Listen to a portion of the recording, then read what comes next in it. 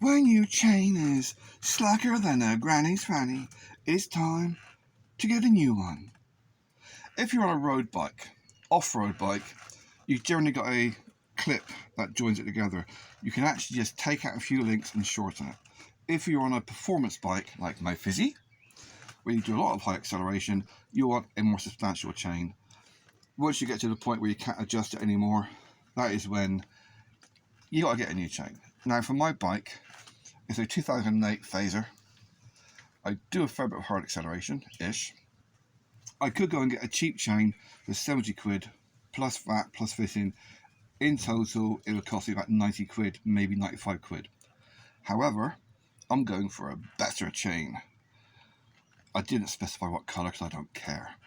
But it's going to cost me about 190 quid. Now, it is worth getting a decent chain if you're going to be doing hard acceleration, because otherwise you're just going to burn through them. They're going to slap, slack and snap. If you're lucky and it snaps, it will just get left on the road behind you and you'll be really, really embarrassed. If you're unlucky, it'll go forward and cut your leg off.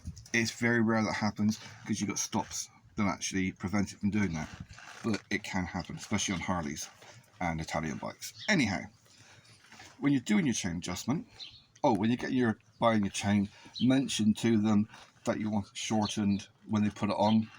Otherwise, they'll put it on full length, and that's half your adjustment gone as soon as you put it on.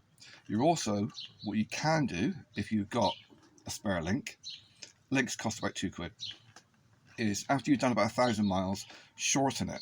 Take a few links out, shorten it, and that's fine. That's standard.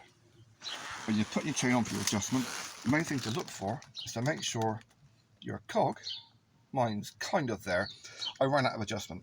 You want it so that your cog is in the middle between the links. And a chain, like a lovely lady, has to be lubricated, or it's going to be a very dry ride and dangerous. So yeah, if you're on a fair bit of acceleration, you want to get yourself a decent chain. You're talking 110 quid for the chain, plus VAT, plus fitting.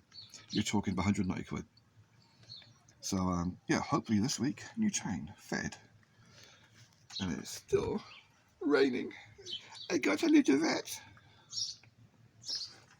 With regard to cleaning your chain, in between the links, you've got rubbers. Now, a lot of this stuff, like the knockoff and all these other brand name stuff, cleaners, they actually melt the rubbers if you put on too much, or if you use it too often. Yes, your chain might look lovely and spiffy and shiny, but you're also damaging the rubbers, which means it's going to stretch.